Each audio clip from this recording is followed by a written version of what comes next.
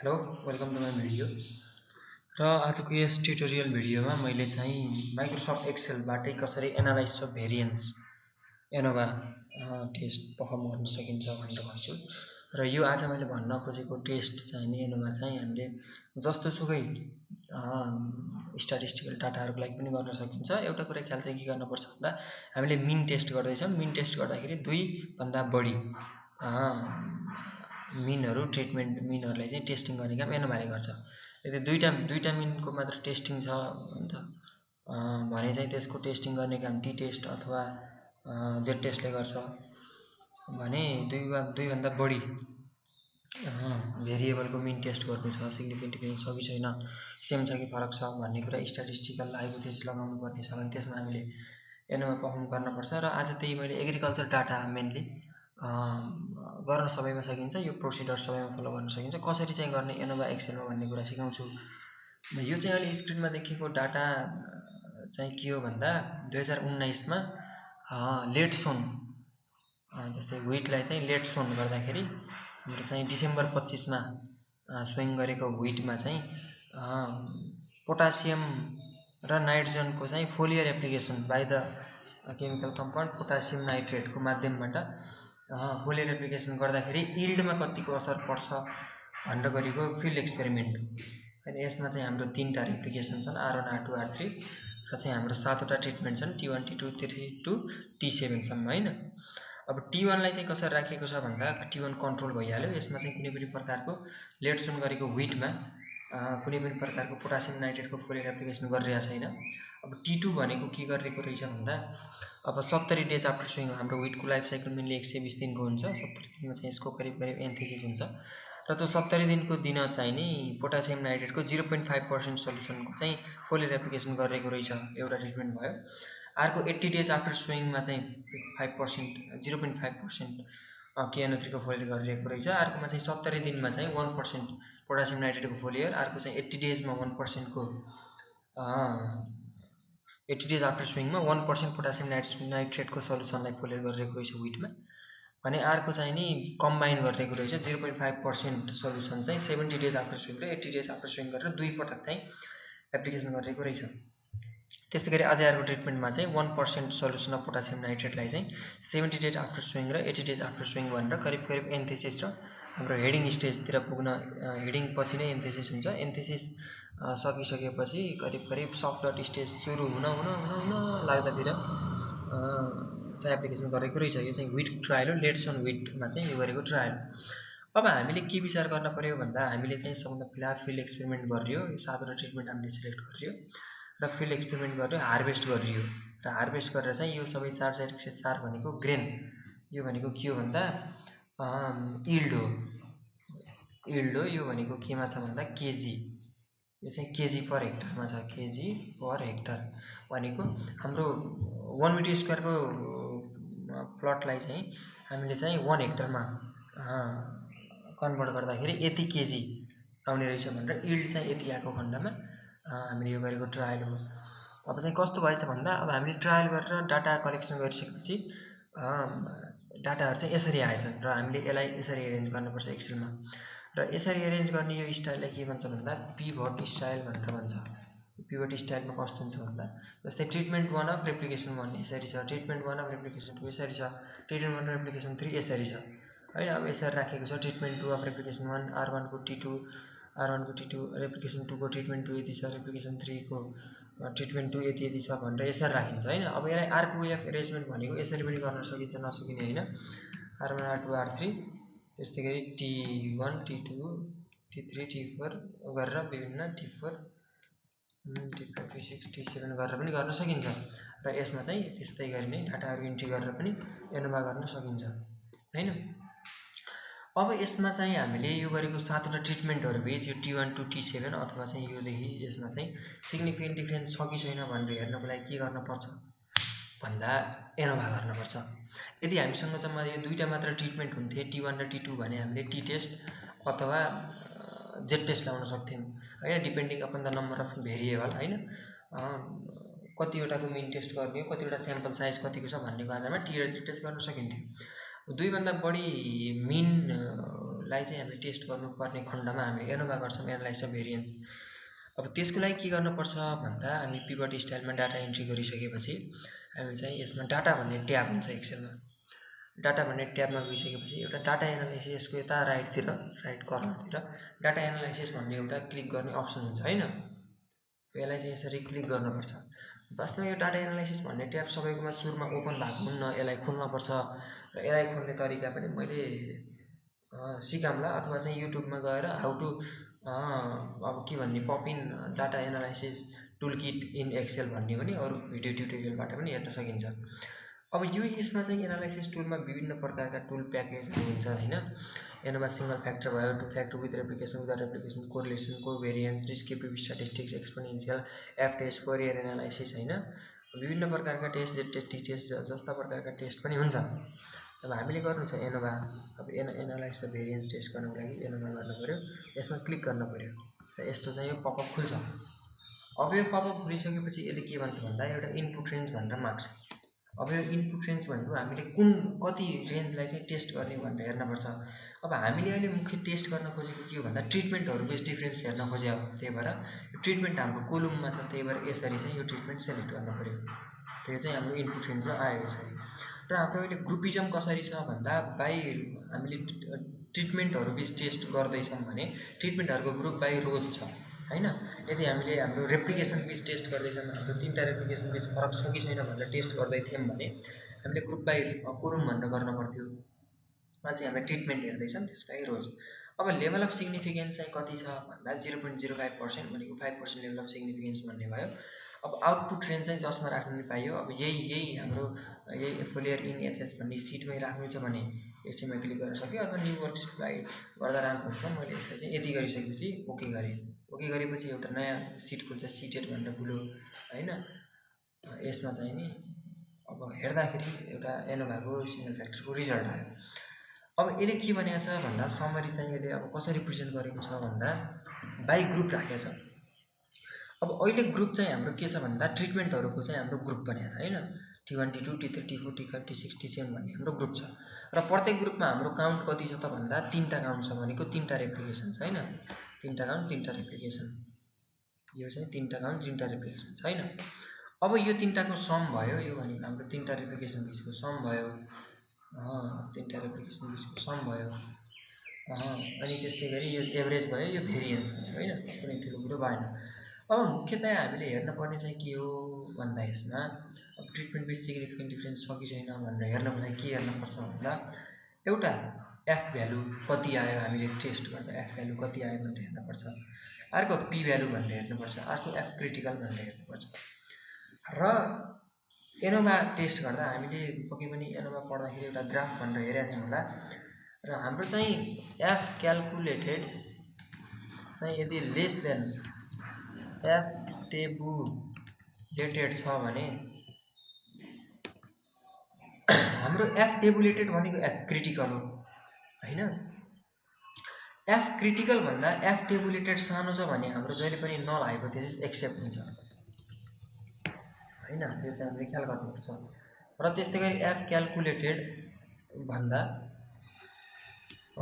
F tabulated धेरै छ हैन। एफ क्याल्कुलेटेड हामीले क्याल्कुलेटर गरेको एफ टेबुलेटेड भन्दा धेरै छ भने यसमा नल रिजेक्ट हुन्छ, अथवा चाहिँ अल्टरनेट एक्सेप्ट हुन्छ। र जेनरली एनोभा गर्दा नल हाइपोथेसिस के हुन्छ भन्दा नल हाइपोथेसिस अर्थात एच नट भनेको के हुन्छ त भन्दा एच नट भनेको जेनरली के हुन्छ भन्दा there is no significant difference among treatment भन्ने हुन्छ। देयर इज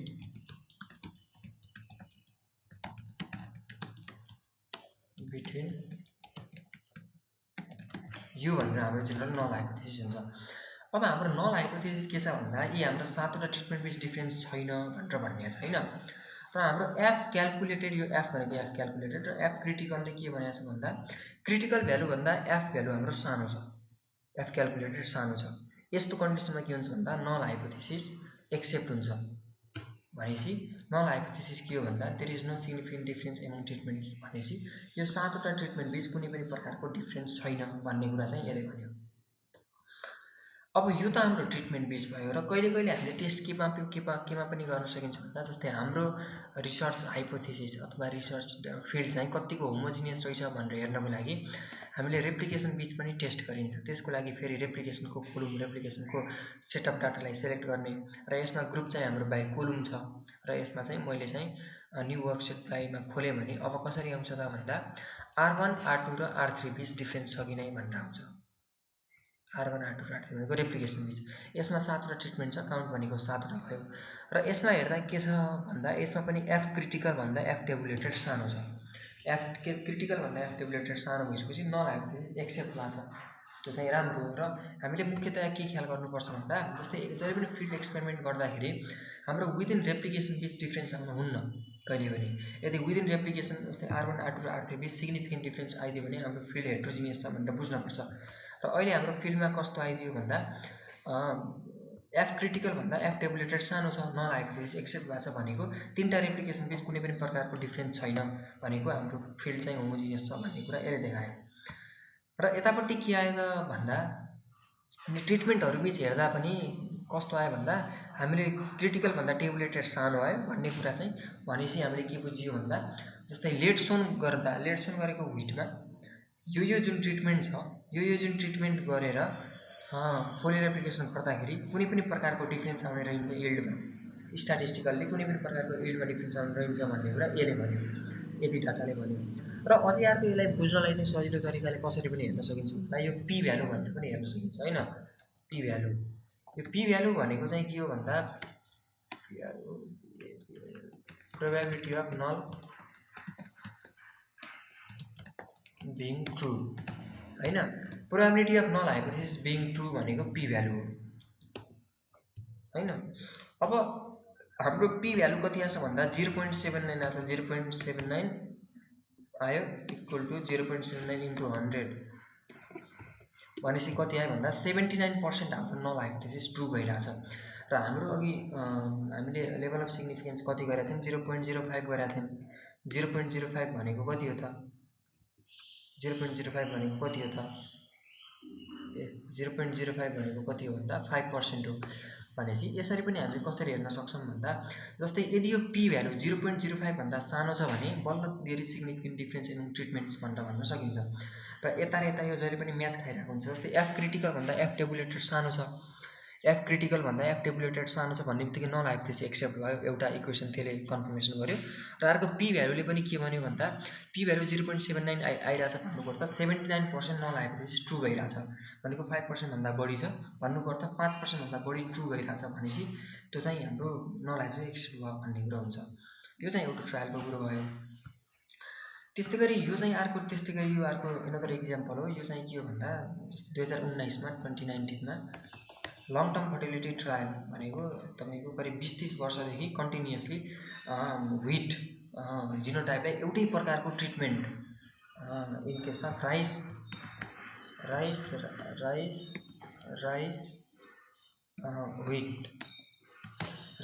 व्हिट क्रपिङ प्याटर्नमा चाहिँ व्हिटलाई चाहिँ एउटै प्रकारको ट्रिटमेन्ट दिएर 20-30 वर्षसम्म ट्रायल गर्दाखेरि आएको रिजल्ट यस्तो हो। कुनै सर्टेन फिल्डमा राइस व्हिट क्रपिङ सिस्टममा व्हिटलाई यति 8-9वटा ट्रिटमेन्ट दिँदाखेरि आएको यिल्ड चाहिँ यति हो। 2019 मा यति आयो। अब यसमा चाहिँ के छ भन्दा T1 भनेको अब 0.000 कन्ट्रोल छ, राइस र व्हिट RNW भनेको राइस र व्हिट दुईटैमा 0.0.0 राख्यो फर्टिलाइजर। T2 भनेको 100.00 हाल्यो राइस व्हिट दुईटैमा। त्यस्तै गरी T3 भनेको 130 हाल्यो राइसमा, 140 हाल्यो व्हिटमा। T4 भनेको 100-030 यो NPK हो फेरि हैन, NPK। अब त्यसै गरी T6 भनेको यसरी नै राख्यो। T6 भनेको 100-0 हाल्यो। अब T7 मा चाहिँ 30 सेन्टिमिटरको स्टबल इन्कर्पोरेसन गरेर 50-0 चाहिँ राइस र व्हिट दुईटैलाई राख्यो। अब T8 भनेको चाहिँ नि 30 सेन्टिमिटरको क्रप स्टबल चाहिँ मेन्टेन गरेर 50-20-20 को दरले केमिकल फर्टिलाइजर राख्यो राइस व्हिट सबैमा। र लास्टको T9 भनेको राइस र व्हिट दुईटैमा चाहिँ 10 टन पर हेक्टर को दरले एफआइएम मात्र राखेर ट्रिटमेन्ट गर्यो 20-30 वर्षसम्म र 2019 मा पनि त्यो गरिरहेको थियो र त्यो गर्दाखेरि चाहिँ व्हिटको यिल्ड चाहिँ यति आयो। हामीसँग 3टा रेप्लिकेसन छन् र 9वटा ट्रिटमेन्टहरू छन्।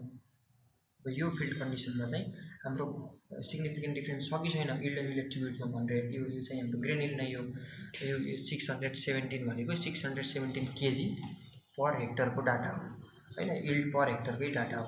अब यसलाई गर्नको लागि फेरि त्यही हामी डाटा एनालाइसिस गर्नु पर्यो। हामीले पहिला ट्रिटमेन्टहरु बीच डिफरेन्स छ कि छैन भनेर हेर्छौं। त्यसको लागि हामीले इनपुट रेन्जमा चाहिँ यो ट्रिटमेन्टलाई सिलेक्ट गर्यौं। त्यसपछि हाम्रो ग्रुप बाइ के छ त भन्दा ग्रुप बाइ हाम्रो रो छ र न्यू वर्कशीट प्लाइमा मैले खोले भनेपछि ओके थिच्दाखेरि कति आयो त भन्दा यसरी आयो। अब जस्तै एफ हाम्रो के आयो भन्दा क्रिटिकल भ्यालु 2.51 छ, क्याल्कुलेटेड 1.59 छ भनेको यसको एक्सेप्ट एन्ड रिजन्स भन्दा जस्तै यो हामीले यो मलाई बनाउन यहाँ छैन मसँग यो यस्तो यो चाहिँ फिगर हेर्दाखेरि टेबुलेटेड भन्दा एफ क्याल्कुलेटेड सानो ठुलो भएपछि नल रिजेक्ट हुन्छ भन्नुको अर्थ अल्टरनेट हाइपोथेसिस एक्सेप्ट भयो। र त्यसैगरी यो पी भ्यालुको तर्फबाट हेर्दा पी भ्यालु हाम्रो 4.04 * 10⁻⁻15 आछ हैन। यो भनेको कति हो त भन्दा यति हो इक्वल टु यो इन्टु 100 भनेको हाम्रो यति थोरै भनेको हाम्रो insignificantly probability of null hypothesis being true चाहिँ इन्सिग्निफिकेन्ट छ। कति छ त भन्दा 4.4 * 10⁻⁻13 यति। अरे यो अझै चाहियो यसलाई हैन। भनेपछि जस्तै नल हाइपोथेसिस एक्सेप्ट हुने प्रोबेबिलिटी चाहिँ इन्फाइनाइटली शून्य छ के एकदम शून्य नै छ, करिब 10⁻13 मा छ। भनेपछि यसले के भन्यो भन्दा अल्टरनेट हाइपोथेसिस एक्सेप्ट भएको छ। भनेपछि यो 9वटा ट्रिटमेन्ट बीच डिफरेन्स छ भनेर भन्यो। अब सबभन्दा राम्रो कुन छ भनेर हेर्नको लागि एभरेज हेर्नु पर्यो। एभरेजमा चाहिँ हाम्रो पक्कै पनि T8 राम्रो छ, T9 राम्रो छ। T9 भनेको कुन हो त भन्दा हाम्रो चाहिँ FYM 10 टन्स पर हेक्टरको दरले हाल्दाखेरि लङ टर्म फर्टिलिटी ट्रायलमा चाहिँ केमिकल फर्टिलाइजरलाई पनि जित्ने रहेछ। त्यही भएर जहिले पनि हामीले चाहिँ आफ्नो क्रपिङ प्याटर्न अथवा चाहिँ एग्रिकल्चर फिल्डमा FIM इन्कर्पोरेट गर्नुपर्छ भन्ने कारण त्यो हो। र यसलाई चाहिँ हामीले यो हाम्रो रेप्लिकेसन चाहिँ ठिक छ कि छैन भनेर हेर्नको लागि फेरि हामीले चाहिँ रेप्लिकेसन वाइज ट्रायल गर्न सकिन्छ। यो ग्रुप बाइ कोलम गर्न पर्यो, ठाडो भयो र फेरि नयाँ वर्कशीट प्लाइमा खोल्दाखेरि अहिले चाहिँ एफ क्याल्कुलेटेड 3.40 छ र हाम्रो एफ क्रिटिकल भनेको एफ टेबुलेटेड 3.40 छ, एफ क्याल्कुलेटेड कति छ 0.04 छ हैन। भनेको एफ टेबुलेटेड भन्दा एफ क्याल्कुलेटेड के छ भन्दा सानो छ 0.04। भनेपछि यस्तो केसमा के हुन्छ भन्दा नल एक्सेप्ट हुन्छ। नल एक्सेप्ट भनेको देयर इज नो